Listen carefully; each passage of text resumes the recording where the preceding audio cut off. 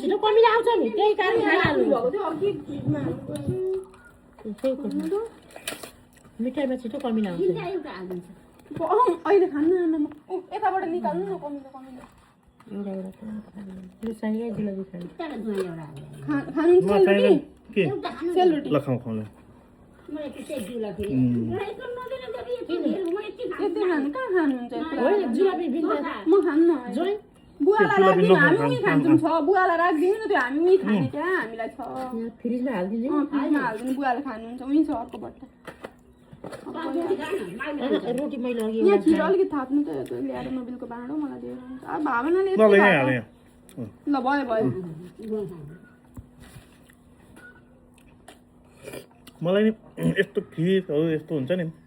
त्यस्तै खान मन लाग्छ क्या केही अचारहरू बिना नि सबै मिठो छ यस्तो मिठो बास्ना कसरी आएको घरको दुध आमा कहाँबाट कमिला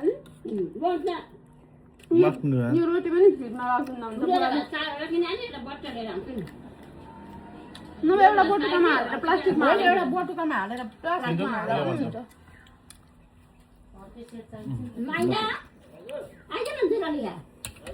जुलाबी सेलरोटी जुलाबी हुन्छ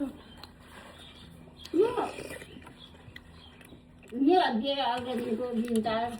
नाइलो छोरो मेरो बिहे आउँदादेखिको भोलिपल्टदेखि उनीहरू धेरै ठुलो परिवार एउटा थाहा छ नि त मेरो परिवार त भाइ बहिनी मेरो 2 बुढाका 12जना बाबु आमा बाबु 2जना मेरो सबै भित्र बसेको तर मलाई पनि यसो नानी साह्रै मनपर्ने यो घर दिदी माइ भन्ने थियो नि त यो मान्छे तिमी हेर तिमी भन्नुहुन्छ दिदी अनि राति अब दिदी भनेर सुताएको थियो अनि एउटा सुताउनु दिन आउनुहुन्छ मसँग सुत्थ्यो यो अहिले पनि मिन्ता म यहाँ छोरा हुँदैछु ठुले कतिखेर आएर जान्छ मलाई थाहा हुँदैन दुसु तताउँदाखेरि दुध चिउरा लिन आयो भने म देख्छु कि उता बाटामा देख्छु कि भुरासँग खेल्न आउँदा देख्छु यो माइलो छैन भने म दुरुक आउँछु नुहाउँछु बाबु अनि चिया पकाउँछु म बुहारीको छेउछेउ बाटो हेरिदिनु आमा छोरालाई दुध तताउँछु एक बाटी दुध गरेर दिनुहुन्छ आमा छोरा भात ठुलो चिया पकाउँछु कपडा गिलास लिएर बस्छु त्यो माइलो छैन भने म चिया एक्लै खान मन लाग्दैन मलाई यसमा हाले कि एउटा त्यस्तो हुन्छ मलाई माइलो त्यस्तो भयो यसमा हाले कि म हाम्रोबाट प्लास्टिक ल्याउँछ नि बान्छ कसलाई राखिदिएको नोबेललाई